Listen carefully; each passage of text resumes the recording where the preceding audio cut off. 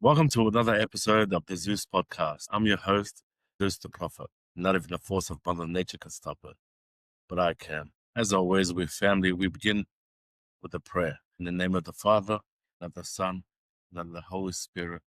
Heavenly Father, we come before you not as performers, but as men seeking truth. I thank you for the gift of breath, unseen protection over our lives, and for the lessons that have shaped us long before anyone knew our names. Let what's spoken here be honest and free from ego, especially those walking quietly through pressure, confusion, and doubt. May integrity speak louder than image. May wisdom outlast applause. And may your presence guide this conversation, Father. Amen. Today's episode is one that I've been looking forward to, because this isn't just a conversation about music, fam. It's about character. My guest today, Charisma ATL, a West Side brother, Melbourne artist whose work carries something that can't be manufactured or replicated. This year, he released his debut album, The People's Child, a body of work released September 30, 2025, under Charismatic Records. There's real craft behind it. The album is tied to Marshall Street Studios, the engineering, mixing, and mastering by Gursky.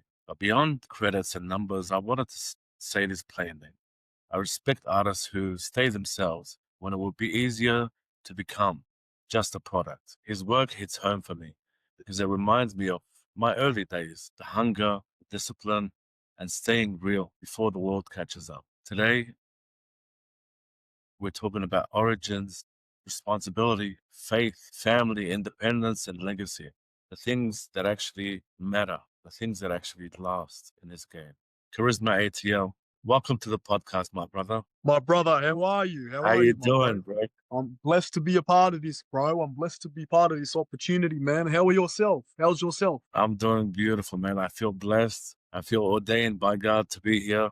And I wanted to thank you again for jumping on, man. I know you've had a busy day and you're always flat out, but I think this episode is an important one as well. So I wanted to talk about your origins and early life, because every man is shaped before he chooses his path, brother.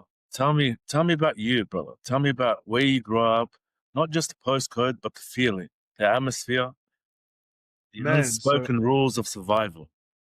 Yeah. So I grew up on the west side of Melbourne. That's pretty much where I was born and raised my entire life. I grew up in a good household, man. I grew up in a loving household where things were strict and we stood on morals, we stood on ethics and a certain code, right? But at the end of the day, the atmosphere was loving, the atmosphere was respectful, and it was also very musically orientated. So growing up, especially with my father, right? So he always had music playing, whether it be in their house or whether it be in the car. There was always a certain element of music that was in my life. And it was across all genres. It was across all, sort of soundscapes. So being exposed to that, I feel like that really grew my interest and my passion for music, and how I was able to learn a lot of things naturally at an early age, which people, they still struggle to grasp or understand. In terms of, the way that we grew up, in terms of the way that we lived, it was very warm, it was very friendly, very welcoming. And there was always something that was learned. There was always something new for us every day. Beautiful, brother. Beautiful. What did your environment teach you early about your strength and about trust?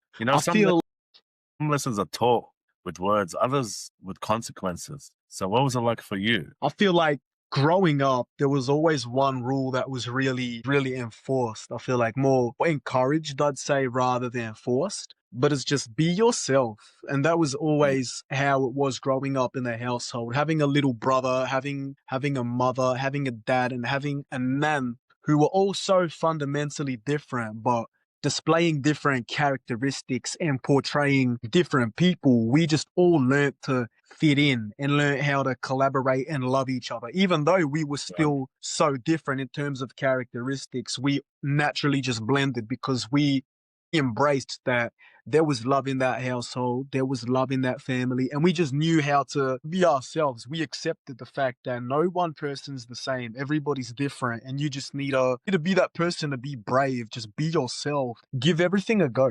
Even though everybody's different, just give everything a go. Always try your hardest. It doesn't matter what field that you've been placed in, it doesn't matter what you want to do in your life.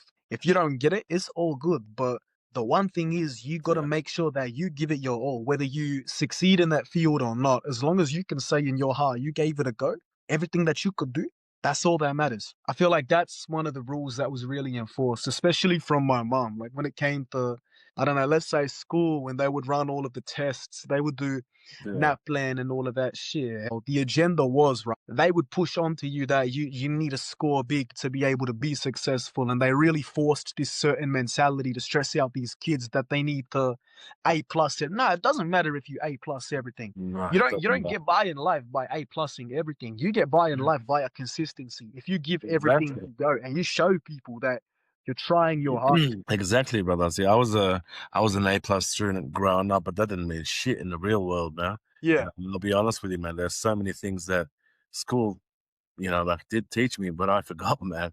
So most of the lessons in life that I learned on the streets, pretty much. Yeah. So what was, what was the moment you realized that following the crowd would cost you who you were becoming? I feel like that's actually a very interesting question that you asked me. I feel like there was a point in my life, very young, I feel like, where I did feel like I needed to receive validation to be somebody, because being into music and being into hip hop like I was my entire life, you have a set group of people, or you have somebody that you want to look up to and that you want to be like, right? So you chase this ideology and you think that you need to spend your entire life looking up to said person who's popular, who's achieved a lot of success in their Mm, craft, right?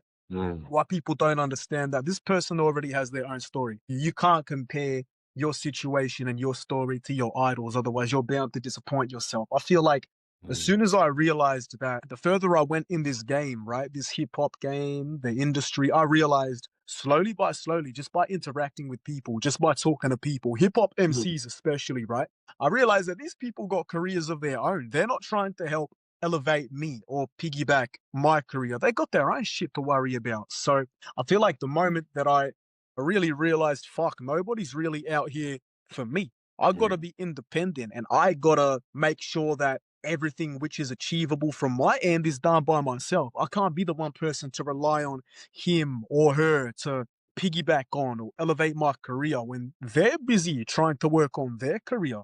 I feel like, in a sense, some people might view it as selfish, other people might view it as a clever way to sort of get up there, but at the same time, this brings a point where you need to differentiate and establish who your friends are and who your acquaintances are. People that you can genuinely call your friends mm. when you're in a moment and you need them, or people you just see at a show and shake their hands, have a quick conversation with them nonetheless. They're not out there to help you, right? They got their own thing that they're worried about. You gotta make sure that you've got it all on lock by yourself. And I feel like that's what really helped me, and it helped shaped my mentality, and just it got me to get out there on my own and do it all by myself. I stopped reaching out, I stopped asking people advice, because everybody's gonna have their own sort of buzz. Everyone's gonna find their own niche. They're gonna get up and get it their own way, you know? Exactly. Exactly, brother. No, well said, man. Like, that hits home for me as well. So when did you first feel that pull? Your road would be lonelier, but more honest. I feel like to this day, I still am learning how to be more comfortable in my own company and still learning to be more comfortable by myself. But the Mm, moment that I really started learning that is just really observing my environment and analyzing the type of music that I make and the certain rules and ethics that I follow in my mentality versus what other people may follow and their everyday behavior, their practices, and their traditions, right? So I can't compare myself to the person who, let's say, I don't know, doesn't go to the gym, who doesn't drink, who doesn't smoke, who doesn't do drugs. I can't expect to have that exact same sort of following and that exact same fan base as a person who may drink, who may do drugs, etc. Right? I'm not saying that's a bad thing, right? Everybody's got their own thing. Everybody got their own image, their own hobbies that they do. But as a stereotype, which is so, I don't know, played on when it comes to the Oz rap industry, especially, right? I need to guess accept the fact that I'm not gonna have as many friends or as many acquaintances because I don't put myself in that category where I am the stereotypical weed smoking, VB drinking Oz hip hop artist. Right. I specialize in, unfortunately, what is a dying genre. I do conscious rap, I do storytelling rap, and I do hip hop, which unfortunately is a dying genre. Not a lot of people are doing that anymore. So I needed to come to grips with that. And I needed to accept that, look, you're gonna stand out from the crowd, you're doing something different, and you're fucking talented at that, but you're not gonna have the fan base like as many people supporting you as they do a more played out sort of stereotype. You know what I mean? And I feel like No, I'm exactly. slowly still starting to learn that as I go on. I just can't force everybody to like my music. If they're going to gravitate towards my music, they will. I'm not going to Yeah, force a absolutely, lifestyle brother. upon myself, which I'm not really about. I'm not going to start smoking weed or start drinking and stop going to the gym just because I want them to support me. I would rather be myself and let people naturally gravitate towards my music because the only person that's going to pay the price at the end of the day, that's me. I'm going to jeopardize my own health. I'm going to jeopardize my own safety by trying to fill the shoes of a Mm, character that I'm not about. I'd rather just be me and let it all come naturally. beautiful, brother. Well thought out answer, man. Let's talk about family and foundations for a second, because no one stands alone, man. Let's talk Never. about let's talk about your mom. God bless her. I've had an opportunity to meet her in person. She's a lovely human being. God bless her. She supports you at your shows. She does so much behind the scenes as well. So, what values did she instill in you at a young age, like directly or indirectly? But I'd say that some of the values that she instilled in me, definitely directly, is to just always show love and always show kindness and don't drag out drama. You don't want to be a pushover. You don't want to kiss ass. But if you like if you like a certain person or if you don't like a certain person, just be calm about it. Just be very easygoing about it and don't be over the top. I'd say she's very against drama. She's very against yelling, shouting, screaming, violence. So even if I've got dramas or if I have issues with certain artists in the hip hop industry, people that I might not be cool with, I feel like she instills the mentality in me where you don't make it known that you don't like this person. You might see this person at a show, whether you just choose to ignore them or shake their hand or be cool for the sake of the show. That's it, because you don't want to ruin your own image or reputation because you want to drag out a beat with somebody who's really not on your wavelength anyway and exactly. ruin a show. You know what I mean? I feel like sometimes when I'm crashing out or I'm going a bit crazy or getting a bit skits about some shit. I feel like she really pulls me in line and she really checks me. So she looks at the situation as a whole and she's a really outside of the box type of thinker. And she puts certain things into perspective where I might not have seen it or I think twice about my actions and I want to reverse, go back and in a sense, redo the way that I've acted about things or change the way that I've said certain things. Like she really puts things into perspective and yeah, there's been countless times where she's just checked me and really said things for how they are or said things in ways that I hadn't thought about it before. She's a Mm, sympathetic thinker, right? So she thinks about things in the perspective of the other person too. So she's got a very good ability to put herself in the shoes of somebody else and think about, well, how do you very think quick. that person might feel? What do you think that person is going through at the moment? And it changes the way that I think about things. It changes my attitude and it changes my perspective. And doesn't force me, but it encourages me to be a more open-minded and sympathetic person. That's why, because of her, I feel like I don't have that mentality where I want to start beef or have any enemies or opposition, people may call it. You may have people like that who have that mentality. about me. And that's cool. That's all good, man. But I'm in a position where I'm so locked in with my craft and I'm so locked in with my life where I'm not going to get invested into any one side arguments or any one side beef, as people may call it. If you got a problem with me, that's all you, man. That's all you. Like, I'm out here, Exactly. I'm making my content, I'm loving life, I'm spending time with my family. I'm not worrying about the little things. I really focus on the things that matter at the end of the day. When you tuck yourself into bed, all the hip hop artist shit aside, it's your family that matters at the end of the day. It's your health, it's your wealth, it's your spirituality, right? And she helps Mm, me really prioritize that. beautiful, brother. That's amazing to hear, man. You know, a lot of people don't have relationships with their parents much, It but shows. It shows. your relationship with your mom, man, is pretty unique.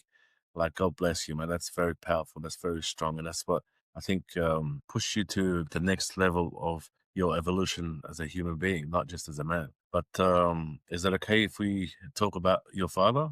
Absolutely. I'm an open book, man. It's going to be a good Beautiful. opportunity to really speak about him and his influence All on a right, beautiful. podcast like this. And I think it's important. I think it's very crucial to who I grew up to become. So losing a father reshapes a man at the core, right? So Yeah. how did that loss affect your worldview and your view of responsibility and Oh, yeah. strength? So, look, at the end of the day, man, it's a horrible thing, especially given the circumstances that he passed away. But I feel like due to the inevitable bound to happen, it was horrible. Don't get me wrong. It was very upsetting and it was very uncomfortable for a long period of my life. But the more Mm, mature and the more, as you can say, sympathetic side of me, that mentality that I went through was, you think about it like this: you can't be selfish when it comes to a situation that's as inevitable as that being the case. He was sick for a very long time. So my dad passed away from cancer. And before he passed away, he was My diagnosed. condolences, my brother, first and Thank you, foremost. brother. He was diagnosed with it 10 years before he was passed. So he was fighting it on and off for about 10 years straight. So he was on the chemo, he was off the chemo. They rid of the cancer for a little bit. Things looked up, things were all good, and it had come back. He'd fought it, he got off of everything, it came back so many times, man. But there's a point in your life where you're done fighting. Chemo, the radiation, that sort of treatment, it really takes it out of you, man. It takes your energy, it takes your soul, and it robs every ounce of who and what you are. So a week before he passed, man, so he was wheelchair ridden. He was wheelchair bound. So he had lost so much weight. He was at about 45 kilos. And he's got a big stocky build. He's about the same height as me, same build as me. But he was so sick that he was wheelchair bound at 45 kilos. He couldn't walk. He had to get around on a wheelchair. And you just think about, Mm, mm, who am I to wish my dad was still here if he was as sick and unhealthy as he was? Like, why would I wish him another day on this earth in the condition that he was in? He wouldn't want to live like that another day. He couldn't get up, he couldn't walk, he couldn't use the bathroom, he couldn't eat food. So one side of me is upset that it has come to the situation that it is. But another side of me is thinking, why would I want to wish him another day when he was as sick and unhealthy as he was? So I right. guess being as sad as I was, a wave of relief swayed over my body to the fact that he doesn't have to be in pain anymore. He doesn't have to keep fighting and fighting, being as vulnerable as he was. And I feel like that instilled not only a lot of strength in me, but a lot of Right. caution as well. Because my dad died at quite a young age. He was in his mid-50s when he passed away. And I have the same genetics as my dad, right? So it just made me wake up in a sense. And it instilled a sense of urgency into me in terms of physically and mentally. If I've got the same genes as my dad, he passed away as quick as he did, as young as he did, right?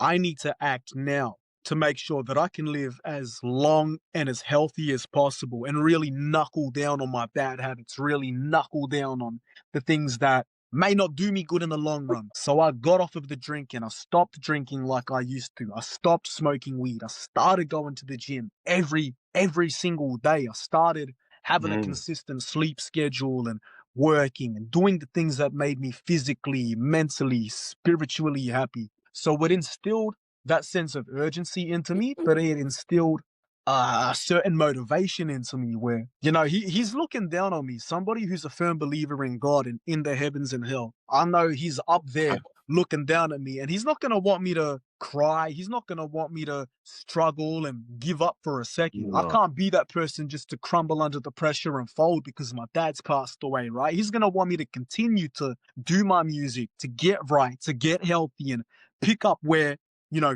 where he passed and pick up where that happened. Just keep hustling, keep doing what I do. He wouldn't want to see me weak for a second.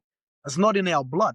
Not a no, chance. not at all. Not at all. So as Matter of sad fact, as it's it why you to was, continue on, you know, continue oh on yeah, being so strong and continuing his as legacy. sad as it was, it definitely instilled a motivation and a strength into me just to keep going harder, to write better, to come at life better, to really be myself, because that's what he was all about. So having said that, do you feel the responsibility to honor your mother, not just through achievement, but through how you live as well? I do. Absolutely. And I feel like I've done a good job with that as well. My mum tells me stories about her going out with her friends and going shopping, and she sees people who obviously know me and my little brother, and they talk about us all the time, these people who are friends with my mum, and say, "You did such a good job at raising your sons, raising your boys. They're Yeah, handsome. They take care of themselves. They're so polite. You did a real good job." And of right. course, me and my mum got the banter. We talk a bit of shit about each other. We have a very friendly sort of relationship at home. There's a bit of banter, there's a bit of shit talking, there's a couple of jokes, but But there's you kind of need that dynamic you anyway. do, right? But there's genuinely no intent of harm and disrespect. And I feel like that's bonded us and has brought us closer as well. It's like my mum is one of the boys now. We get up to a bit of banter, talking a bit of shit. We got her saying Yeah. cunt now, right? My mum used to be so against that word. She would hate it. It would boil her blood to hear us Yeah, I using can that type of imagine. language in the house. And we've got her saying that word more than us now, more than me and my little brother. So I'm No, proud of no, myself, I guess. brother, I'm proud of you too, brother. You've come a long way as well. So let's talk walking your own path now. You know, so most people don't choose their path, brother. They inherit it. Was there a season where you had to unlearn what you were shown? I feel like I still continue to learn and pick up new things every day. But I feel like a life changing moment, something that really pulled me back together and made me lock in, was Mm, something that happened in 2021, right? And I'd learned a lot that year. I'd been through a lot that year. I went through a breakup, faced a near-death experience. That's the one that I'm going to talk about, actually. So I've got a song describing about that near-death experience that I had. But on this podcast, I'd love the opportunity to talk about it more in depth than what the song was talking about. So the song goes yes. over it and talks about the events and the situation that happened. And that's called Where I'm Coming From. That's off of the People's Champ, third track. But I'd love to be able to really dissect that day, break it down, and talk about how it really happened and how it shaped the trajectory of my life, I feel like. So, Well, the floor is yours, brother. Take your time. We're in no rush. You know oh, what I mean? honored, brother. Thank you. It's a So, good opportunity to hear your side of things, man, without no filters, without no rushing or forcing anything, man. You just tell it the way you want to and take your time. nothing less, brother. Nothing less from me. You know it. So I was a bit of a drinker back in 2021. Like, not crazy, not bad. I wasn't drinking myself to death every night, but I was a bit of a drinker. I enjoyed a bit of a cheeky drink. I liked cracking open a bottle or helping myself to a couple of bottles of spirits, Moscatos, gin, Hennessy, jacking the whole thing, whatever it was on the table, like I'd have it. At the parties, the clubs, that was my type of era. It swayed me more to do that. And I wasn't doing it at a point where it would kill me on the spot, but I was doing it at the point where it would have long lasting effects and issues for when I would get older, let's say. So I had a mate that I had known for a couple of years. And we had a lot in common, I guess, because we were both rappers. We were both rappers. We both grew up on that sort of culture, that hood sort of mentality, that street mentality. We had the smarts, we had the knowledge, we had the fashion sense. So we both gravitated towards each other because we were pretty much in a sense the same, We did everything together, We went to shisha, we kicked it at the crib, we were at the studio. We were kicking it a lot. I had him over at my house one time and we decided to go to the bottle and get, I think it was a 24 pack of Jack and Cokes, the cans, and a bottle of Hennessy, all right? So we were just sat here like at this very desk that I'm at right now. So we were just sat here at this desk and we were playing some music, drinking the cans of the Jack and Cokes, the 24 packs and shit. And we'd finished off that, right? And that was our warm up. That was our startup. We had the 12 cans each. So that was bad to the point where that's your warm up. That's pretty fucked up. That's pretty bad. But we had our warm up. We were feeling wavy, pretty litty, listening to music, and we had 2 shot cups, right? We had our bottle of Hennessy. So we popped open the bottle of Hennessy and we were drinking just back-to-back shots, no chaser, nothing. I didn't have water the whole day, right? Because I wasn't good with my water. We were drinking these Hennessy shots one after the other, straight out of the shot glasses, right? Like no space to breathe, no chase, just back to back to back to back. And we had ended up finishing the bottle. I think I was down maybe like 13 or 14 shots straight, like back to back to back to back to back, like no breaks, nothing, right? And I was very skinny at the time, right? This is when I was 55 kilos. So I wasn't a big boy. I wasn't a big boy at all, right? So you can imagine that alcohol just hit me like a fucking train. Absolutely. Would have dropped you. Bro, wavy straight away, man. Like I was just laughing. I was just wilding out and laughing and joking and talking shit. Like all the shit that the boys do when you're drunk. You know what I mean? And I remember I was drunk as fuck, but I remember a very specific detail about that night. I was actually gonna walk with him as drunk as I was back up to the shopping center, back up to the bottle to get another 24 pack carton of the Jack and Cokes. So I was gonna get another one after I had just finished 12 cans and 14 shots of Hennessy, right? And I came in the lounge room and I was stumbling drunk to my mum and I said, yeah, we're gonna go to the shopping center and we're gonna get more cartons and more drinks. We're gonna walk there. And mum could smell the alcohol on my breath. And she said, no, the fuck you're not. You've already been drinking. Go to your room and just take it easy. Relax. Have a bottle of water. I wanted to go to the shopping center, but something told me to listen to your mum and stay home. And I did. That's exactly what I did. I listened to my mum. I stayed home. I didn't get any more drinks. And I feel like that was the decision that really saved my life because not even 5 minutes later, the alcohol really starts kicking in and I'm blacking out. Everything's all cool. Then the next minute, everything goes to black. Everything's spinning. Everything's wavy. And the one thing that I remember before passing out, I throw up. I'm throwing up all over myself. And as soon as I throw up, the first amount of vomit, I don't remember anything after that. I passed the fuck out. Last thing that I remembered was I wake up on a fucking stretcher, right? So I'm awake after vomiting and passing out. It went by like a flash. Like it wasn't even like a dream or it wasn't even like a pause or nothing. It just went from one thing straight to the other like a fucking movie. I pass out, shit goes to black. Straight after, I'm face up on a stretcher, right? Shit plugged to my chest. There's shit plugged in my arms, my wrist, the back of my hand. I think this is a dream, right? Like nothing like this has ever happened to me before. So I look over, there's 2 doctors on one side.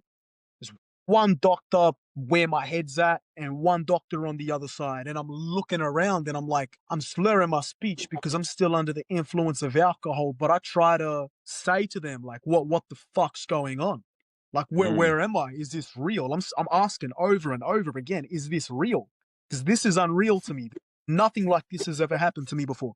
And they just looked down at me and said, you've had a bit too much to drink, buddy. As all they said for me to connect the dots. They looked at me and said, you've had a bit too much to drink, buddy. And then I look up, I went, fuck. Then my head just smacks the pillow. Like I fucked up. I really fucked up. So they have me in the emergency room. I'm by myself. I'm on a stretcher and I'm in disbelief. I'm ashamed, I'm appalled, I'm upset, I'm worried. I'm going through every emotion under the sun that you can think of. And I'm asking, like, where's mom? Like, where's my little bro? Like, where's the guy that I was kicking it with? Like, where's my phone? You know what I mean? It's like asking everything. I'm just in a state of panic. And then maybe 2 or 3 hours, I don't remember exactly how long it was, but I think it was maybe about 2.5 hours after they escorted me to my room and gave me some time to just rest and get some shut-eye. My mum comes in, takes me home that night. It would have been maybe like 12 or 1 in the morning, right? And just, I'm so ashamed. I'm so apologetic because, yeah, I'm lost for words still, just really reliving the moment. So I break down to her and I ask, like, what happened? Break it down to me. Like, what was the situation? What was the story? So after I had passed out, the layout of the house is the lounge room is like, let's say the lounge room is here. Then you got the hallway and then you got my room. So where mum works from home, she gets a perfect view, like at the door of my room, which leads like out the hallway and shit. So after I had passed out, she saw my friend open the door of my room and try to sneak up out of the hallway to leave, right?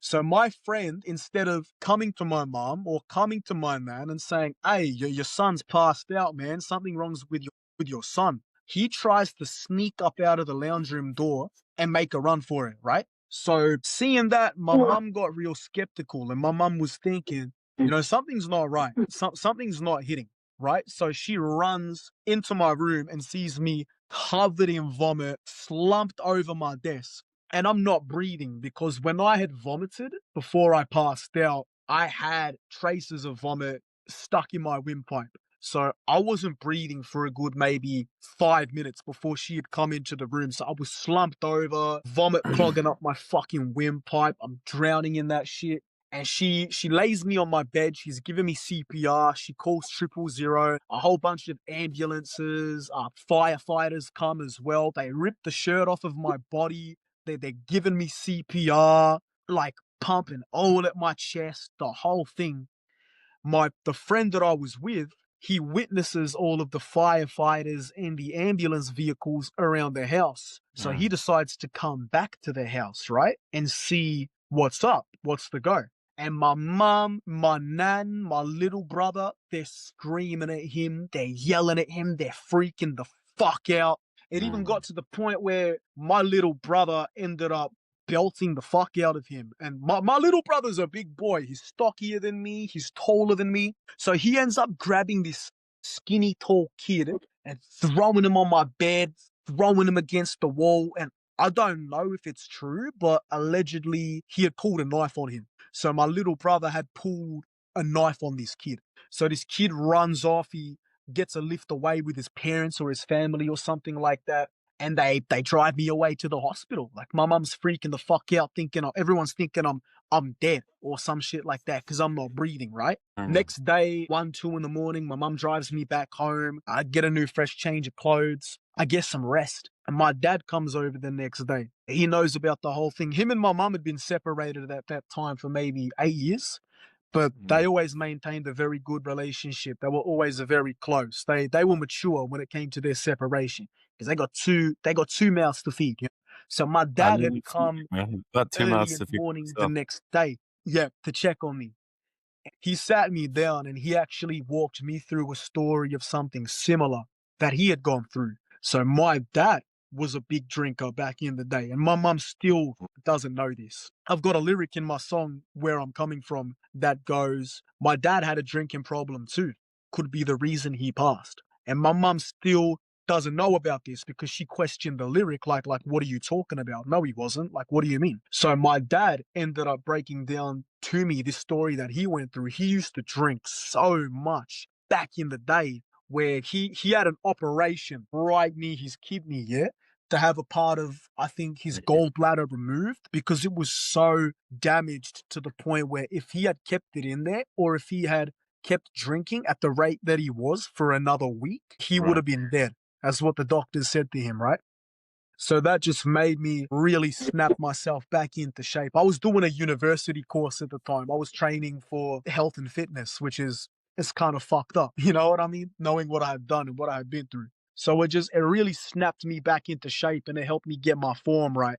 And I'd quit drinking, quit smoking weed, cigarettes, vapes, whatever. You know what I mean? And I ended up graduating university, Cert 3 and 4 in fitness. And I followed those endeavors. I went on to train other people, help them mentally, physically, spiritually. And that's something really raw, really rough that I had to go through myself to be able to see the light at the end of the tunnel and realize, yeah, you're a dickhead, man. You fucked up. And you could have been dead. But it ain't your time yet. God said we're giving you another shot at life. It ain't your time yet. But make sure you use your time valuably, right? In a valuable way. He probably won't let me off the hook like that again. So that's the Oh, situation. And that's one of the circumstances that really made me change my perspective on life and spirituality and health. And yeah, really, man, honest, that just changed everything. And that story is also, yeah, it's on a track off of the People's Champ called Where I'm Coming From. and that's one of my favorite tracks actually off your album, brother. It's so Thank you. relatable to to me and my father as well. But yeah, that's a perfect segue for the next section of the podcast where we talk about the People's Champ identity. Amazing. So name carries power, brother. Where did the name People's Champ come from? I love talking about this story. I love it. So I had Yeah. a friend from back in the day. He used to do, I think he still does, but he did photography and videography. And he was a good friend of mine. He would always come up to the shows and support and, wanting to be a part of the community. I had ran a release party for my mixtape, the Charismatic mixtape. And this would have been sometime around 2024. I've got the flyer here actually. I don't know how to flip around my camera, but No, you're all right, brother. I don't know if you can Take it, see that. take your time. There we go. That's the flyer there for the People's Champ. Yeah, it's dope, No, man. the Charismatic mixtape, right? That's the flyer for the Charismatic mixtape. And I ran that show in collaboration with Ripe Hip Hop, Cardia, Ronks, Chuka, Tevs. Shout out to them. They're killing it. They're doing their thing.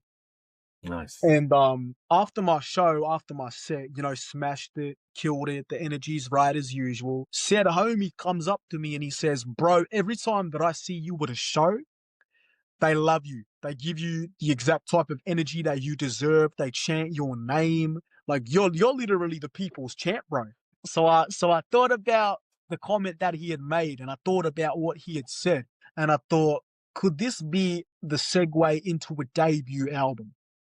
Mm, Because this was my first mixtape that I had dropped, being right. locked in with the Oz hip hop music industry. I've got tapes out, I've got mixtapes out from the bedroom, whatever. But this is really the first mixtape that I had dropped, like in my prime, music years, being locked in with the industry, doing shows every weekend type shit. So this is a very influential tape, I'd say, at that time, man, and it inspired a lot of artists. So Yeah, I took beautiful, I man. took I took that knowledge. I really took that influential side about the tape. I took that energy and I wanted to channel it into an album. So the first album, undoubtedly, it was always going to be called The People's Champ. Now I need to think about the contents of The People's Champ, what kind of Absolutely songs to put on it, right. what they're going to be That's about.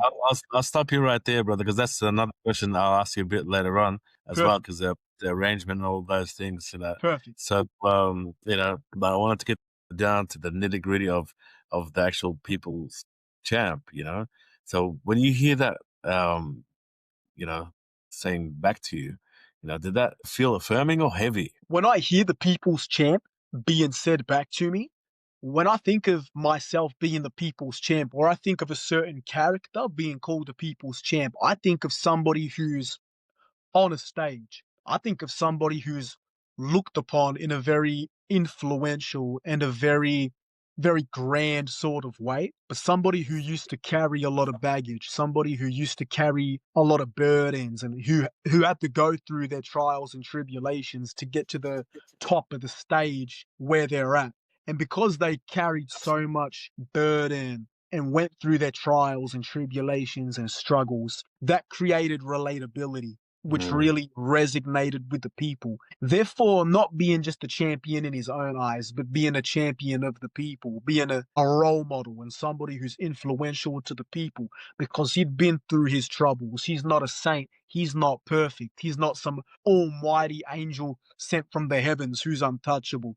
He's vulnerable. He's got his weak days too, but he took that weakness and turned it into a strength and used it to elevate himself to get to the platform and the stage that he's at now. And that's the character that I think of when the people's champ is said back to me. He lives that quote. He lives that phrase. Everything about it. Beautiful. So, brother, what responsibility comes with carrying that title? I feel like you do need to take some certain sacrifices to be a champion of the people. I feel like it's so frowned upon, I guess, when it comes to being vulnerable or showing that you may have something wrong or something troubling you in the industry. And this goes back to a lot of people who fake advertise for mental health. You get a lot of people who would like to be about the idea of supporting mental health and supporting vulnerability and mental illnesses.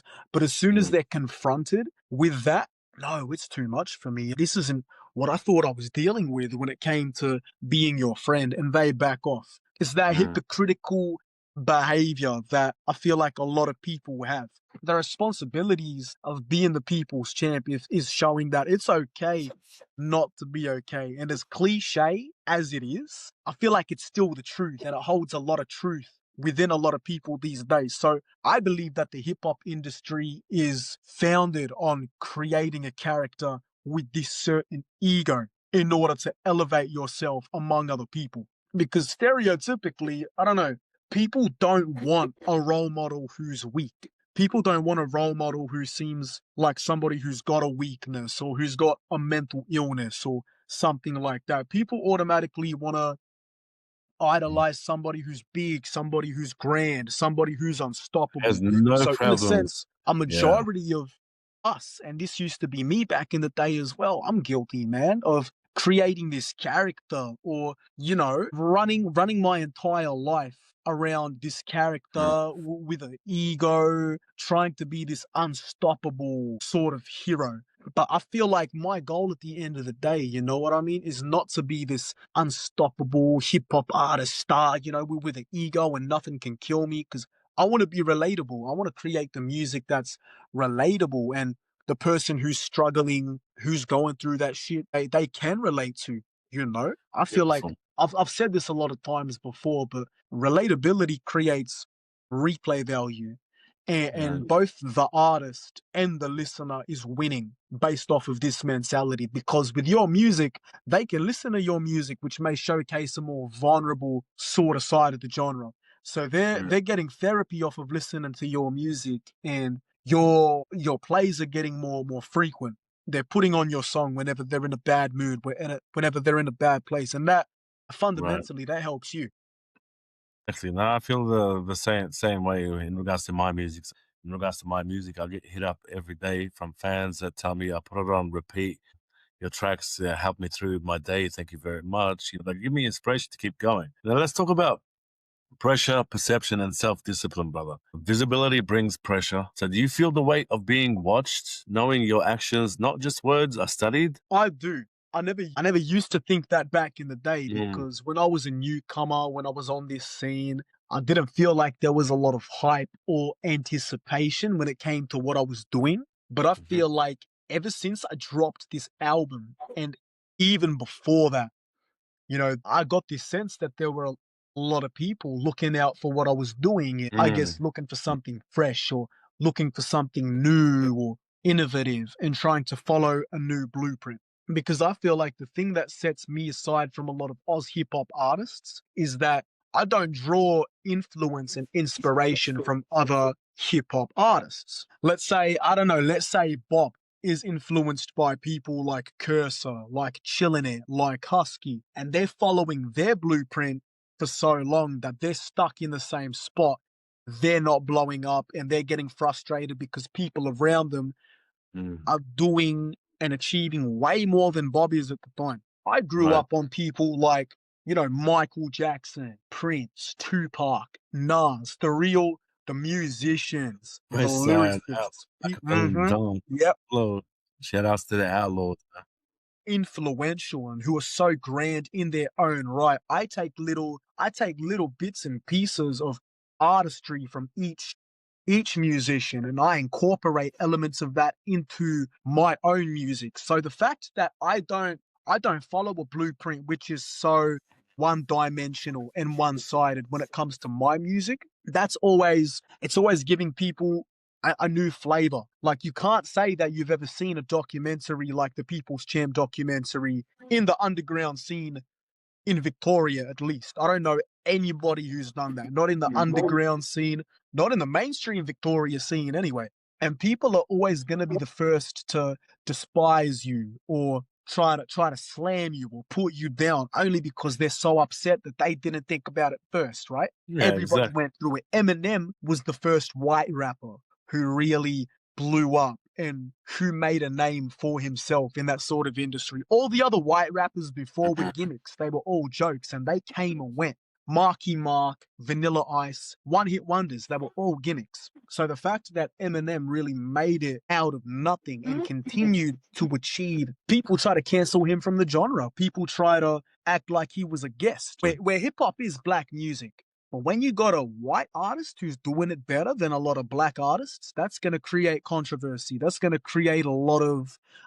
Right. So how do you hold yourself accountable, brother, when no one's around? How do I keep myself in check? Yeah. So how do you hold yourself accountable, keep yourself in check when no one's around? I feel like reflection. I represent a brand when it comes to the ATL. I represent an image and I represent this quote, which I continue to carry throughout my life in person as well as in the hip hop industry too. So what the ATL stands for, acknowledging that you've done the hard work, but don't drag it out. Don't brag too much and be like, you're nothing without me. You wouldn't have thought this without me. There's a certain level of gratitude and humility that comes with the ATL.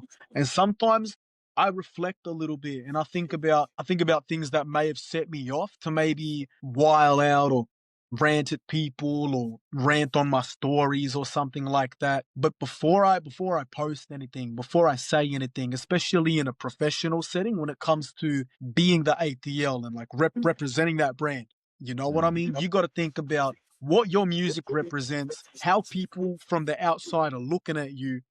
The image that you put out, you need to be consistent, right? You need to be humble. That's what you chose your image to be about. That's what you chose the ATL to be about, gratitude, to be about humility. Acknowledge the fact that you are hardworking and you probably have innovated quite a lot, but as long as people know and you don't feel the need to constantly put it out there, just let your work do the talking, man. Don't let your lips run. Just do your work. And if people are mature enough and if people are observant enough to pick up on the fact that, dude's done a lot. That's all that matters. If they're not going to find out now, they will find out later. Exactly, brother. So quickly, just let people know what ATL stands for, because I think it's pretty brilliant, man. Thank you. ATL stands for always touching lives and always teaching lessons. That's a big part of what my music represents and what I want my music to stand for. I create stories and I paint pictures about the harsh, brutal, and gritty reality that we all face and that we all go through. Whether you want to talk about it or not, whether it's an easy topic to talk about or whether it's sensitive, I'm a storyteller. I'm somebody who thinks on a very brutal and introspective type of level, because honesty goes a long way. Saying the things that people are scared to talk about for change, it goes a long way. And they might look down on it now. They might not understand it right now, but in the future, it's all going to age perfectly. In the future, it's going to make plenty of sense. So what disciplines keep you sharp behind closed doors, brother? So I go by a certain code where I believe that hobbies create habits and habits create lifestyles. Exactly. So it all stems down to what your interests are and what your hobbies are. Whether you want to improve your mental health, your physical health, whether you want to get bigger in the gym or be closer to God, it all starts off with the hobby. Let's say, for example, my hobby is going to the gym. A hobby then, depending on how serious you take it, that hobby is going to turn into a habit. Now, I'm really enjoying Do you mean hobby? Do you mean hobby or habit? Habit turns into. So your hobby, let's say it's going to turn into a habit. So let's say a hobby is something that you might enjoy, but the more Mm, serious that you take it, that hobby is then going to turn into a habit. A habit is defined by something that you can't get off. Habit mm. is something that you wake up in the morning and you think about doing. You're going to tweak out if you don't do it.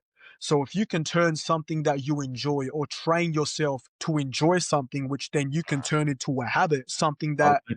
quite Um, literally you'll skits out over if you so don't that's do the it. first time I've heard it phrased that way, brother. Turn the hobby into a habit instead Yep. of turning a habit into an actual lifestyle. Man, I like Yeah. that, man. And then I from like. having a habit, the longer Mm. you have a habit, the longer you've got a grasp on this certain way of life, that turns into a lifestyle. You So can't yeah, live without thinking of doing a certain practice. You can't think, you mm. can't breathe without doing this certain type of practice. But the problem with that is it can either be used for good or it can be used for evil. For example, for me, I started off wanting to get into the gym. I wanted to learn how to enjoy the gym. So I tried to set foot into a gym and that became a habit. I wanted to set foot into a gym. I couldn't think about not going to a gym and getting better. And now I've turned it into a lifestyle where I go every day. I train every day and I can't think about my life That's without seven going to the days a gym. week. But let's say, if we flipped that script, You mean 7 days a week, brother? Just for those listening. yep, 6 or 7 days a week. But it's also important to let people know that you need time to let your body rest as well, or else you Of over course, yeah. yourself. I'd say the days where I'm not doing heavy training, I'd either do a cardio session, I'd walk or I'd run, I'd have a bit of a walk around the block or I'd use the treadmill because that I guess it's still physical exercise, but Mm, it's mm. not heavyweight training where you're damaging your body, not recovering. You know what I mean? Yeah, no, I know exactly what you mean. But let's So go back to talking about your music, brother. In regards to your music, it doesn't sound accidental to me at all, man. It sounds like you lived it, man. So, do you see thank you. your music as expression or testimony, my brother? I'd say it is both. I'd say depending on the type of topic that I'm talking about at the time, I'd say that they're both forms of testimony and expression. There are certain Mm, things that I could be talking about on a more comedic sort of side of things. Like there's a track on that album, The People's Champ, called Fuck I Look Like. And it's based on a true story. And I would say that's a form of expression where I'm okay, beautiful. expressing how I felt at the time and I'm demonstrating a more comedic, funny sort of song. But the truth I about was me gonna, is I was gonna ask you about that a little bit later, brother. okay, Like yeah, I wanted to like sort of dissect the album a bit and see what you feel about every single track. Just bear with me a little bit, brother. true, okay, Uh, okay. I won't go so when, too in depth about like the tracks one by one. no, you can definitely. I just want to keep a structure to this as well, so everybody can follow along and see where your head was at the time when you actually created it, designed it, and released it. So when you wrote the first verse of Too Real, this is one of my favorite tracks off your album as well. Along Thank with you. man, they're all great tracks, man. But this one stood out for me very much so because that's how I felt coming into the industry 20 years ago. Man. I felt I had no support team. I felt there was nobody cheering me on. Sometimes it's the struggles that we have to go through by ourselves that make us who we are. So were you surviving that moment, or was it shaping you to who you'd become? I think it definitely shaped me to be a stronger individual.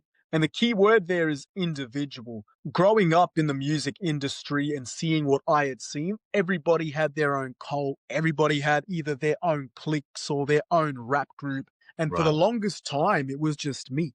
Honestly, Mm. yeah, it was just me getting up on that stage and ripping up my songs and smashing out every set. Well, I'd seen a majority other people at the time. They had their own cliques, they had their rap groups, they would get up on stage. There was about maybe 4 or 5 of them. And I Mm. loved the idea of that. That's something that I always wanted. And I think I guess it frustrated me because I didn't do the type of music that these fellas did, which brought them so close. So there wasn't really a possible way for that to happen to me unless I was to find my Mm. right group of people or if I was to Right. completely change the way that my sound was and fit into what they were doing. And even still then, I didn't even know the circumstances to why they were so close. Like, are they housemates? Are they friends from school? Are they friends from work? So there are so Right. many, Exactly. yeah, there are so many circumstances as to why that could be the case. You can't think about things so shallowly. You know what I mean? There's probably I've never got going to be the exactly what you mean. situation. But Yeah, looking back at it now, do you hear hunger? Do you hear discipline, or both? I hear, we're listening back to the verse of Too Real now. I heard To the frustration. track too real. Man. Yeah, frustration. Definitely frustration, anger, and hunger that I wanted to prove a point. But now the mentality is more like, Mm, I don't need to prove a point to anybody. I don't want to prove a point to anyone. I want to prove a point to myself that I can still continue to get better and level up on these people. switch. The mentality that I had back then is I Mm, wanted a clique. I wanted a group to run with and to do shows with. Now looking at it, mm, now my perspective is, as a solo artist, I run laps around these types of people. No disrespect, but my content, my subject matter, everything that I portray as an artist is something that can't be duplicated or replicated. And I don't need a group to show how strong and how powerful I am as an artist. I can do this solo and still get a better exactly. reaction than 5 cunts doing it. You know what I mean? I do know what you mean, bro. That's comes to a part of keeping it real and that. But did staying real ever feel like it was costing you momentum? I'd say so. I was very conscious of the fact that it was costing me momentum, but I needed to be clever about how I was moving, because let's say Mm, hypothetically I'd right. portray myself as a fake person. Let's say I wanted quick momentum, I wanted it easy. Let's make up a character. Let's create a personality that's not true to myself whatsoever. Let's say in the years to come, would I be able to keep up to date and keep track of this fake character that I had made? Would I give myself a headache trying to continue to portray myself as a fake person? Could I go to sleep at night having the morals that my mum and my dad instilled into me, knowing that I'm being fake in the genre that I love doing the most? I Mm, couldn't do that. So although it may have slowed me down or it may have costed me momentum, the right group of people are going to gravitate towards my music and listen to absolutely. my music. Into that, brother. So this album, The People's Champ, man, which is I'm bumping it on my personal playlist, brother. I really, really highly respect you, man, for what you do. But talk to me about the album. So it feels like a marker in time for me. So how did you decide on the track order? The track order. So I think I think the first track that we had actually recorded for the album was Too Real.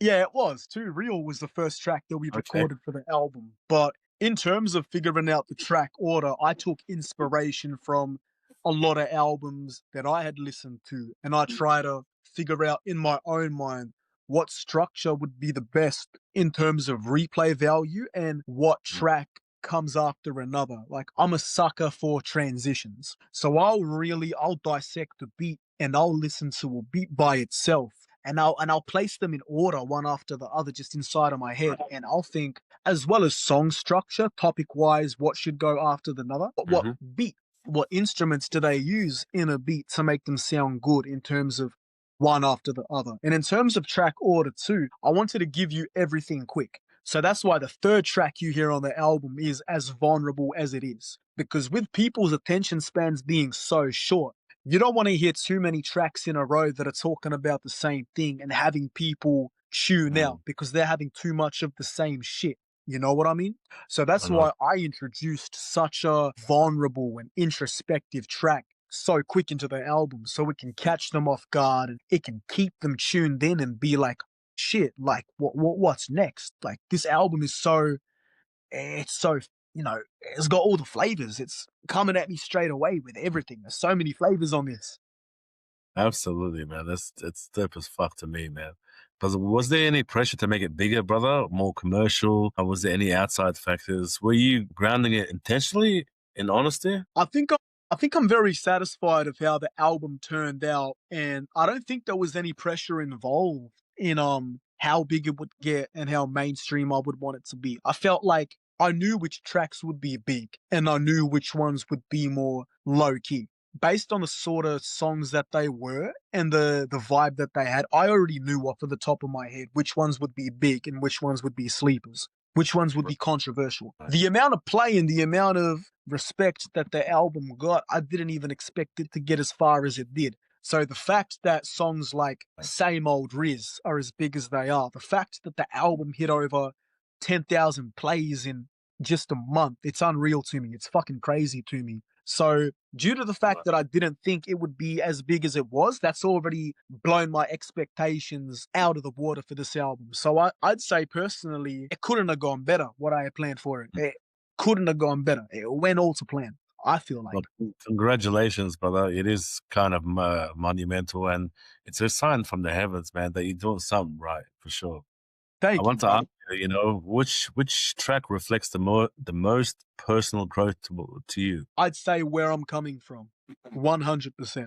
Because not only does it talk about a real life situation, which is not only gritty and vulnerable and very blunt in the way that it talks about it, but just because of how relatable it is, because you got a lot of youths maybe suffering from depression and suffering from substance abuse. Not only does it talk about that, but it talks about the highs and it talks about the light at the end of the tunnel and how I overcame that. It talks about me having a good group of friends who got me back into church. It talks about my mum saving my life and my dad sitting me down for a conversation to sort of lock me back in and get better with my health. I think that Where I'm Coming From, I'll put it as blunt as it is, I think Where I'm Coming From is the anthem to my life because it talks about how I came from somewhere so low and so ugly and how I chose to change my ways and my habits and create healthy lifestyles out of lessons and I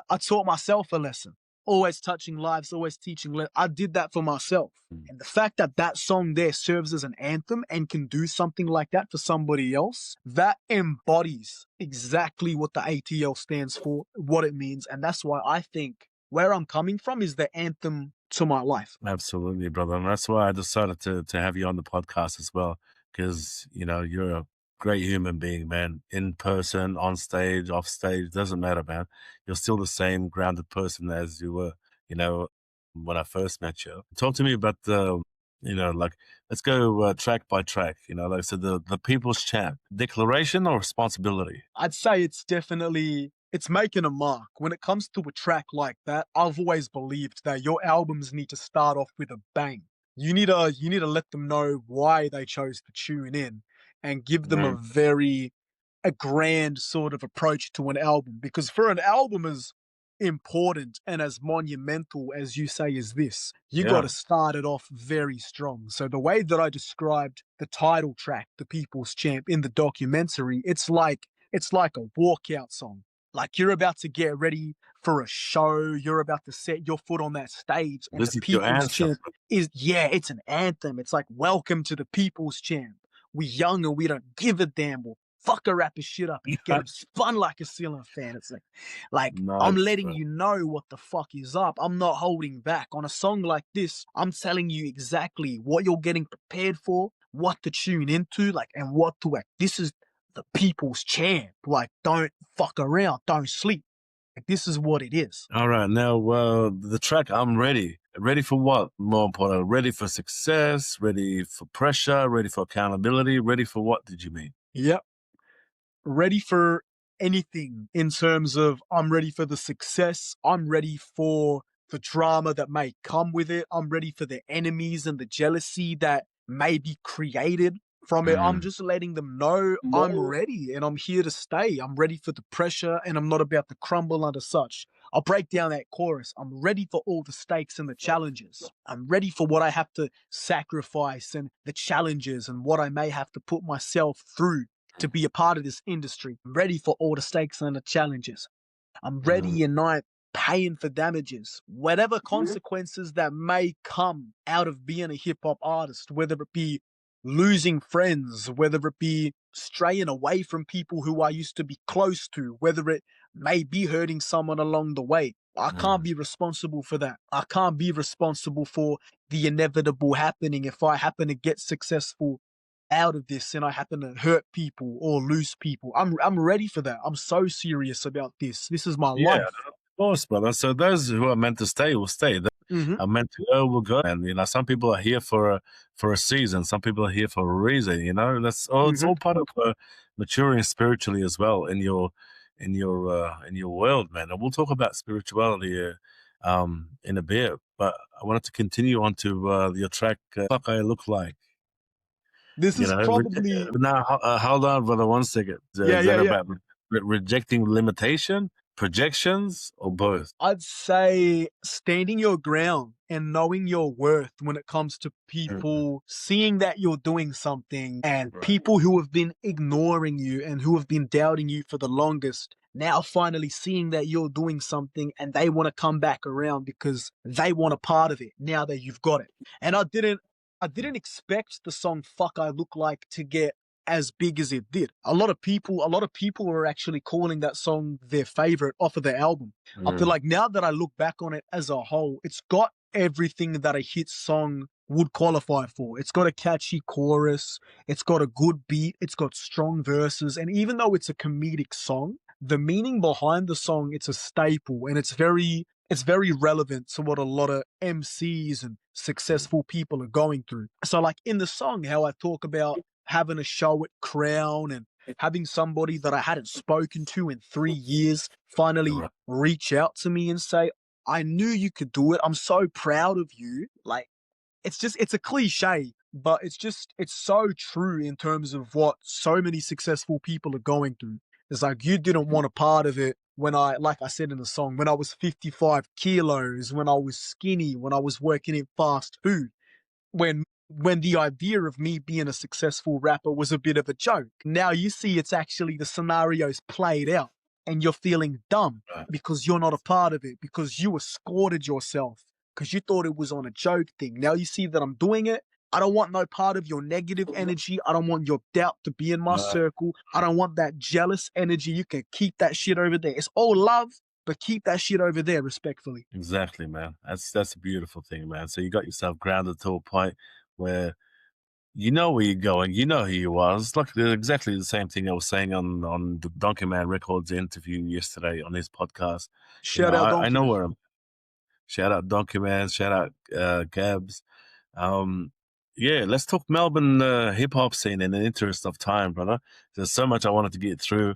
Let's talk honestly about this. That who laid the groundwork before it was considered fashionable? Elaborate on that question if you can, my bro. Yeah, like as in, shout outs to the greats that came in before us, and paved the way for us to be doing what we're doing, But for you, who, do you see laid the groundwork, in hip hop in Australia, and that you were inspired by, before it was fashionable, before it was cool, man, like I'm talking about 1200 techniques, shout outs to Dundee, Okay, yeah, even I got you. Pegs, Bliss and Esso, Hilltop Hoods, man. There's so many of them. Like, who for you laid the Brad Strutt?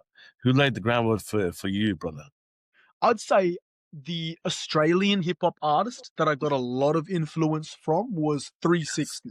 And because 360 made more relatable sort of music, I feel like his music was a little bit more accessible because he was getting radio play. His music hit on a more mainstream sort of approach. And that just happened to be the first rapper who was big in Australia that I'd heard. I know there was the Curses, there was the Hilltop Hoods, the Bliss and Essos, like you Yeah, said. no, that's why I'm asking you, brother. Who for you? Like I said, 360 was it for Yeah. you?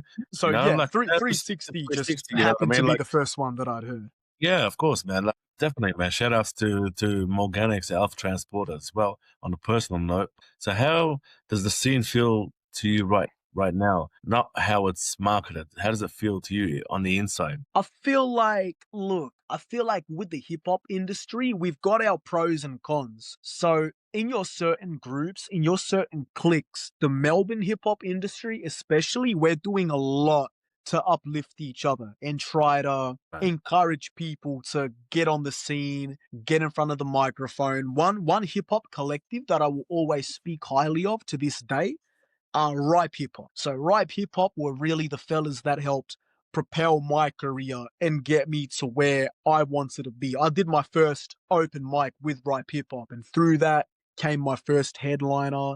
That led to me doing shows with international artists, with Australian hip hop legends and just building a buzz with Ripe Hip Hop helping me and doing a whole bunch of shows and networking and marketing and platforming. Ripe Hip Hop, the fellas there, they helped me believe in myself and really showed me that this is legitimate, this is real, there's an actual scene. And not only is it legitimate, but where we're uplifting people, we're giving everybody a shot, we're giving everybody an opportunity. So shout out Ripe Hip Hop, shout out Cardia, shout out Chuka, shout out Ronks, the whole gang at Ripe Hip Hop. They got it going on. Fuck yeah. Absolutely. And before I forget, shout out to Greeley and amen. Shout out to Greeley. I feel like one of the realest in the game too, man. So, oh yeah, no doubt. Shout out to the Damien Illich as well. I know he's on one of your tracks too. He's a veteran, man. Damien Illich's crazy, bro. He's so talented with it, man. Well, what's it like working with him, bro? Working with Damien Illich, he's actually a very relaxed and very calm person. So you would think that the way that he raps, he would be very energetic and full on and sort of like an ADHD cunt. But Damien Illich, meeting him at first, he's very reserved and he's a very keep to himself type of person. But the longer you work with him and when you get closer to him, he'll start to come out of his bubble and he's a funny cunt. He'll crack a joke, he'll laugh, he's a lot more cheery. Like he's genuinely he's a very positive person with a very bubbly atmosphere about him. Like that's the perfect word I'd say. He's very bubbly. Nice, beautiful, brother. So what does the next generation need to understand about patience and longevity? I feel like the most important thing that the next generation need to understand, and something that I'm still learning as well for myself, is that every single hip-hop artist, whether it be your peers or whether it be people that you looked up to, everybody had their own journey and everybody had their own trials and tribulations that they had to overcome. So you can't make comparisons when it comes to being in this hip-hop industry, this journey. You can't compare your situation or you can't compare your story with Tom or Dick or Harry. You know what I mean? Because if you automatically have the mindset where you should be on the wavelength of somebody who really you know nothing about, you're going to set yourself up for failure. You're going to make yourself so depressed and you're going to make yourself so upset because you're thinking, why aren't I here? Why aren't I doing what he's doing? When the reality is this guy could be brothers with one of the biggest hip-hop MCs in Australia. You don't know their situation. You don't know why they are where they are or how long it took for them to get where they are. Just do you. Be in your own bubble. Focus on yourself and focus on your momentum. If you're so invested in somebody else's move and their momentum, you're going to lose track on what you're doing. There's only so much space in your brain for one thing. The more you focus on the one person's movement, that's less time you can focus on your movement. Do you stop driving yourself crazy worrying about the next man? So that's pretty much comes down to ego and shit. Well said, man. So if ego was stripped away from the music industry, from the Melbourne hip hop scene, what could Melbourne hip hop truly become? It's a very hard question to answer because I feel like it's a catch-22 when it comes to that, because it's a 50-50, man. Either everybody would be big or nobody would be big, because it depends on what the fans are into. The fans could love somebody who's more laid back and someone who's more vulnerable and somebody who's more touching their spiritual side like me. Or the fans could love somebody who portrays himself as so high and mighty and egotistical and indestructible. So it really just comes down to what the fans want at the time and what's trending at the time, what seems to be the new craze at the time. But with that, I'd say, yeah, either everybody would be big or nobody would be big. All right, beautiful, bro. And speaking about spirituality, that's a perfect segue for my next topic, which is faith and spirituality grounding. Success tests faith. Pressure tests character. Where does your moral compass come from, brother? Is it your parents, the outside world, the environment? I'd say a big part of it growing up definitely came from my parents. Mm-hmm. So I learned many different aspects and many different traits from both my mum and my dad. Believe it or not, my mum and dad were polar opposites. My dad was very stern and hard-headed and very strict on morals and stubborn. Whereas my mum was very open-minded and I guess willing to accept change and very soft and very nurturing and very understanding when it comes to being in the other person's shoes. So I think learning both from, both my mum and my dad, but learning when to apply this attribute to a certain situation, learning when to follow this practice in a certain situation. So when it comes to being hard-headed and when it comes to being stubborn and standing my ground, I know how to do that. When it comes to being nurturing and being open-minded and understanding what it's like in your shoes, I know how to do that. And I might not get it right all the time. There could have been some situations where I could have applied this attribute better or where I could have done this better. I'm not perfect, but I feel like I've got an overall understanding of when I should act this way, how I should act in certain situation. I feel like that's something that I'm still getting better with every day. Okay, beautiful. So how do you choose integrity when money is involved? That's a good question. I feel like you need to look at money as something like an object. Money is always going to be there. Money is going to come and money is going to go. It's something that you need to have nonetheless. Money is fundamental in order to create your life and build your lifestyle, your habits, your hobbies. But even though it's easier said than done, you really need to understand that with a click of a finger, it can be gone just like that. And after all your money is stripped away from you, God forbid that happens, what are you left with as a person? How are people going to look at you as a person? Are they going to think that you ain't shit just because you don't have money? Or are they going to know you as a humble person, a person with a good heart, somebody who's got a personality, somebody who's got morals and ethics and values beyond the money? If all that money is gone at the end of the day, who are you and what do you stand for? Do you stand for the same values that you had if you were rich? Are you going to stand for the same thing and present yourself in the same way if you're broke, right?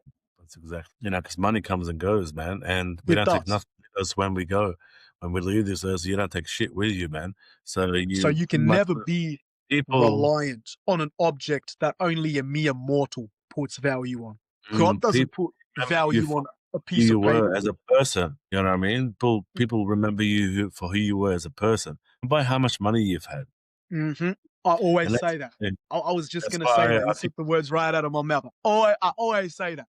Brother, because, we align like that, man. That's why I see the younger version of me in you, brother. Yeah, that's why they're gonna here today, brother. When they visit your grave, they're going to look at your gravestone. They're not going to think about if he had money or not. They're going to think about, was he a good cunt or was he a shit cunt?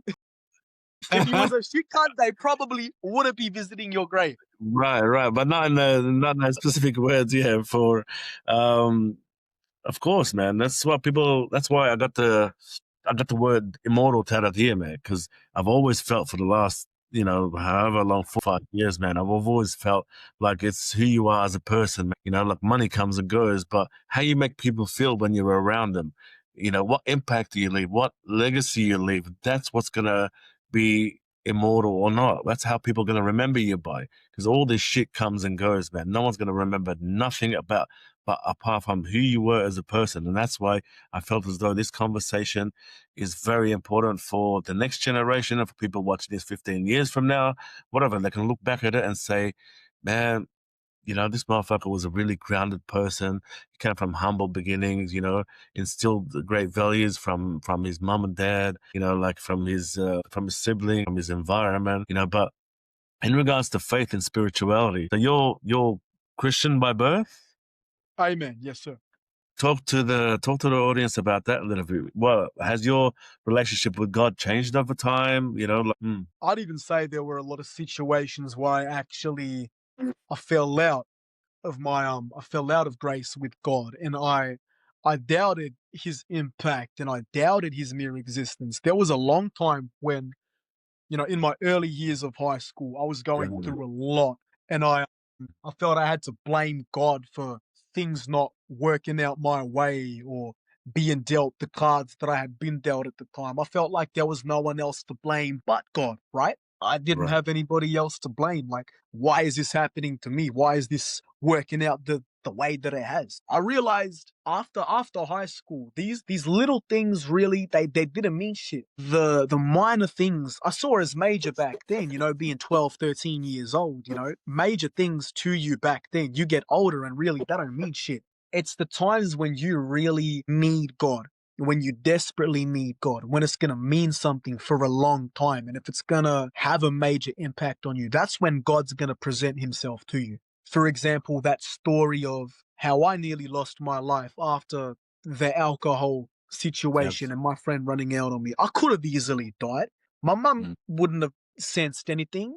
She didn't come into the room. I would have easily died if that was the case. So that's a situation really there that solidified my love and my belief for God and knowing that he's got a plan for me. He wants me to continue to make my music and impact people and touch lives and teach lessons just as I've branded myself to do. Also with that, I learned that there's a balance. With God, there's the devil. So whenever you feel like things don't go your way or things are going a certain way that you're not happy with, that's not God not giving you what you want.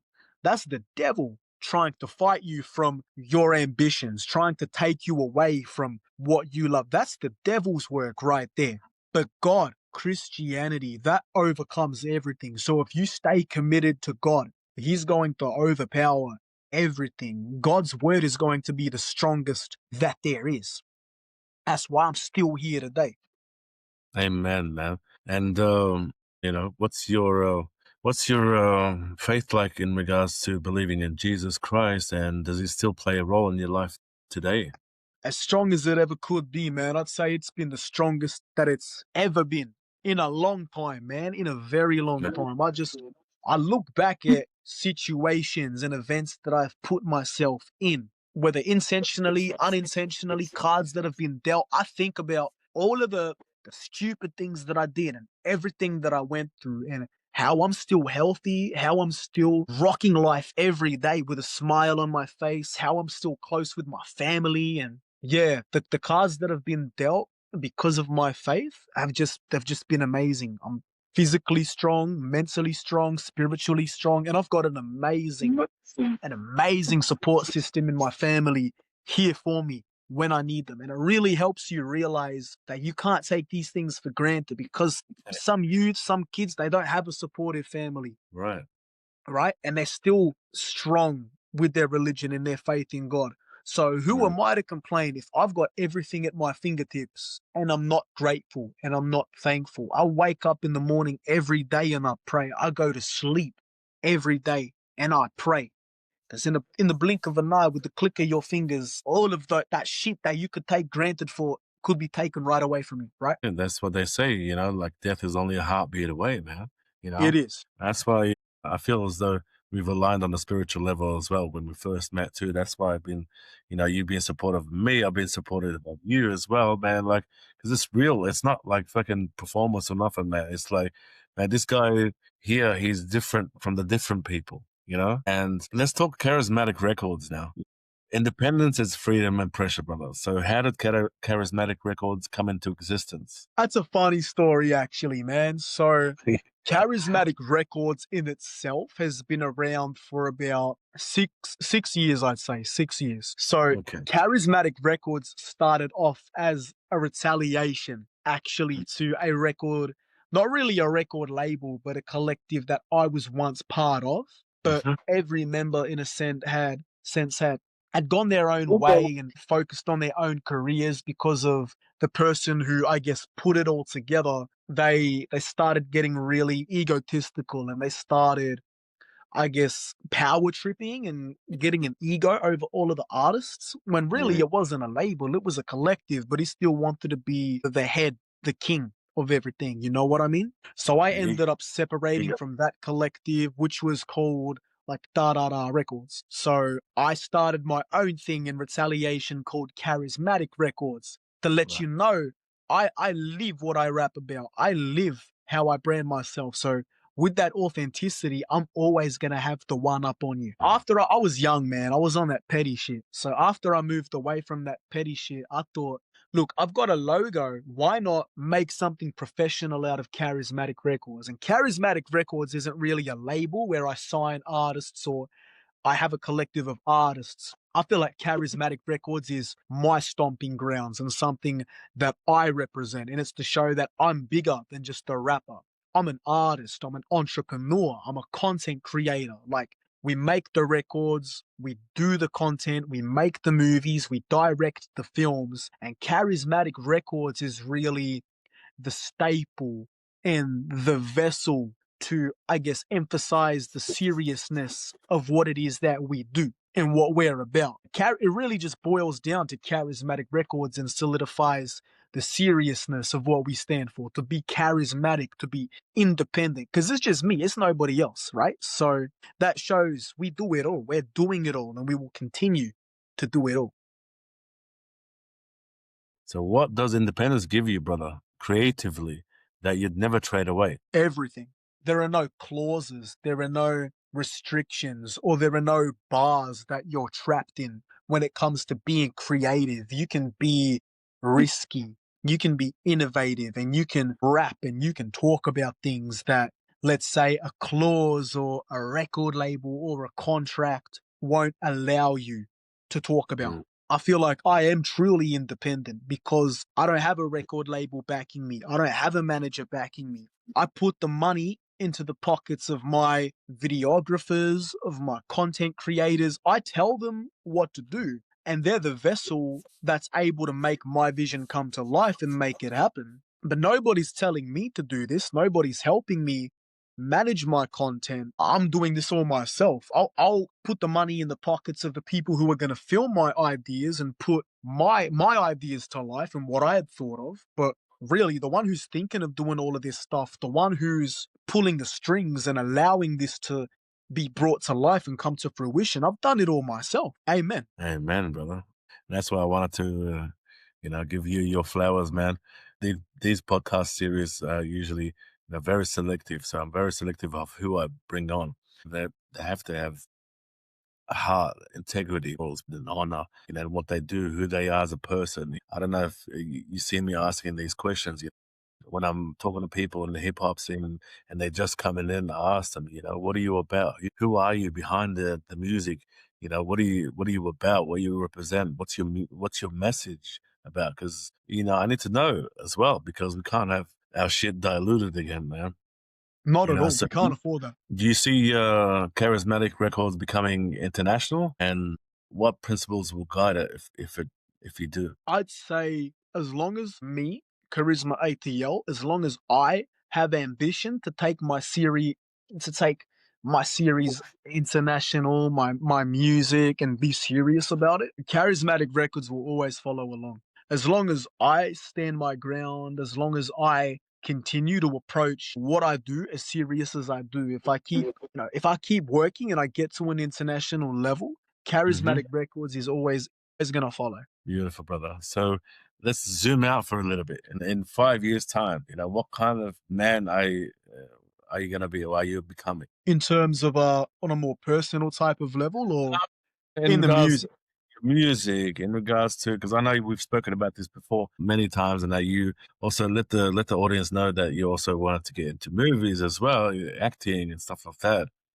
So where do you see yourself in 5 years' time? In 5 years' time, I want to be the most versatile. I want to be the most well-rounded, not when it comes to just music genres and what I can do within the music. I'm talking the entire media industry. I want to let Nice. my knowledge of creating content grow and build and snowball, hopefully, to landing serious acting roles. Because I've shown time after time, I've been in music videos, I've created content, I've pieced together the ideas to create major documentaries. So with Right. that knowledge and the way that I am in front of the camera, I have no doubt at all that in 5 years' time, I could see myself landing big movie roles and playing important parts and doing characters. That's in terms of the just Beautiful. media in general.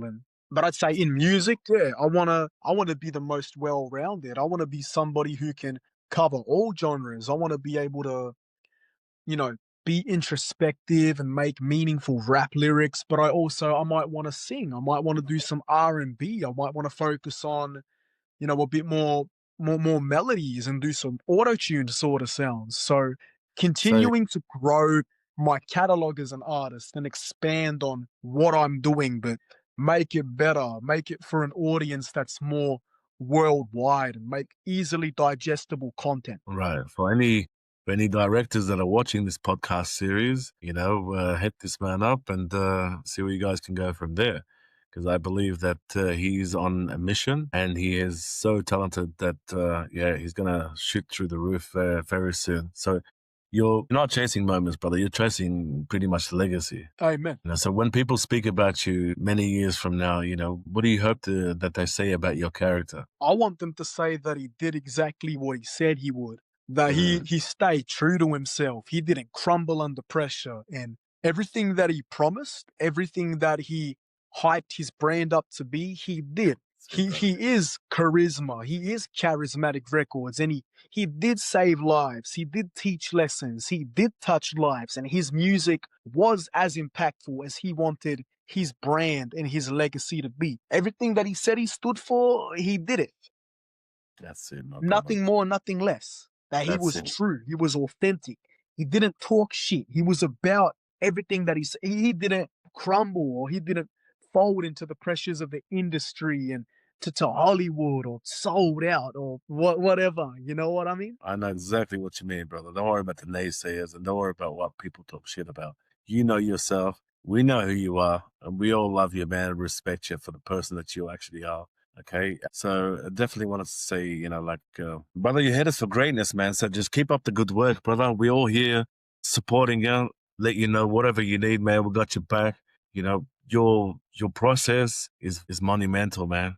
And I love the way that you come correct all the time, especially in the hip hop game. The way you support people, the way your presence is felt on stage, off stage. But I definitely wanted to end the podcast with a closing reflection for everybody else watching this and listening to your story today. And obviously, it would have meant a lot to him hearing your backstory too. So when everything's stripped away, fam, chosen ones, titles, applause, expectations, you know, this is so monumental for people to understand. It's about integrity. It's about discipline. It's about legacy is quiet. It's the unwritten rule. It's the same thing with driving on the road. When someone flashes your high beams, it lets you know that, cops are on the road, just slow down, slow the fuck down a bit. It's that unwritten rule that we're trying to get through to the audience here today. So in moments when no one claps for you, you got to stay consistent. You got to believe in yourself, Yeah, amen. And I've performed in front of shows with no crowds before. I've performed in front of people, maybe 4 or 5 people max. We all go through these things and we all have setbacks that it may feel shit at the time, but you need to understand that these are, believe it or not, these are monumental moments that are going to build your character and give you reason Mm. and, in a sense, a purpose, a wake up call, whatever you may want to call it, to maybe go harder with something. Maybe it's a sign to take yourself more serious. Go harder with something. Maybe you need to promote your content a bit better. Maybe you need to check yourself and improve your stage presence, perform better songs. Use every opportunity that you have in the music industry, right, as a lesson. Don't be too overly friendly. Don't talk too much. Don't, tell everybody about your story all of the time. Take a moment to really observe and see what works for other people and try to utilize it for your own knowledge. Try to pick up and learn new things, because with the hip hop industry, everything is adapting and everything is changing so quick. What might Mm. be trending yesterday might not be the hype today. So Thank you, my brother. Thank you for showing up with honesty, humility, and strength, my brother. It means a lot to me and a lot to my audience as well. This wasn't about image. It was about character, your character, who you are as a person, your faith, your consistency, the legacy that you're building quietly. God bless you, brother. I really appreciate your time and coming on and sharing your story. And I really hope everybody takes something from this and lives their life in a better way if they can. And for those aspiring artists, do you have any a message for any aspiring artists coming into the hip hop game before we go, my brother? I'd say I've got a few words actually, man, but I'd say I'd close it out with the most important thing. Don't feel like you're boxed in because of your environment. Just because you're set up in a certain environment where people might be limited or boxed in based on the type of sound that they have or based on the type of music that they make. Don't feel like you need to box yourself in. Always believe that you're destined for greatness and you're destined for so Exactly. much more than what an industry or a clique has to offer for you. If you really believe that your music has the ability to go worldwide, then blow the fucking roof off of Australia. With Australia, it's a very boxed in scene. And I'm talking about the whole country in general. Once you get big in Australia, as an Australian hip hop artist, making that type of music, using the accent, you're big in Australia. What's next? That's it. You can't get big in America. You can't get big in the UK, at least not to my knowledge. You may have to adapt your sound to be able to get bigger in a place like the UK or America. You think about people like Kid Laroi, you think about people like Iggy Azalea, right? They had to completely switch up and change their sounds to be able to be bigger outside of Australia. And they ended up doing it. So never feel like you're limited to where you are if you want to blow up and if you feel like you want to be bigger than where you are right now. I used to think the exact same thing. I used to say to myself, I'm happy with just being big in Australia. I'm happy with just being an Australia known artist, having a roof over my head and not being able to see outside of anywhere else. But the more I've looked outside of the box, the more that I figured out I can do more with my music. When I realized how talented that I really am, right? I think, nah, fuck that. Let's go worldwide with this shit. Even if it doesn't work, don't let anybody knock your hustle and don't be the one person who didn't try at the end of the day. That goes back to what I said at the start of this podcast. If you can say you tried and if you can say you gave it a go, that's all the fuck it matters. So thank you very much for your time, brother. So, in other words as well, don't forget, don't rush to your process. Don't sell your soul for speed. Don't trade integrity for attention. Stay disciplined, fam. Stay humble. Stay dangerous in your purpose. Because legacy doesn't come from hype. It comes from obedience. It comes from consistency and truth. Your truth. So may God bless you and keep you. My brother, thank you so much for your time, man. I really wish Zeus, you nothing but the thank you best for allowing me in the to future, man. be part of such an amazing opportunity, speaking to you, talking about my life.